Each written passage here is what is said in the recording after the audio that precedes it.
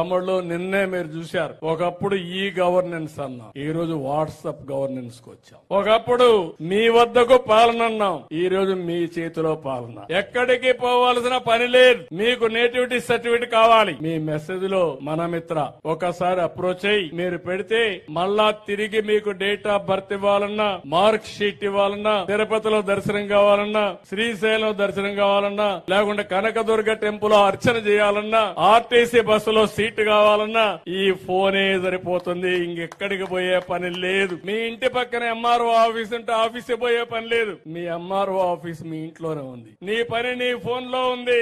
Phone ఉపయోగించుకోండి.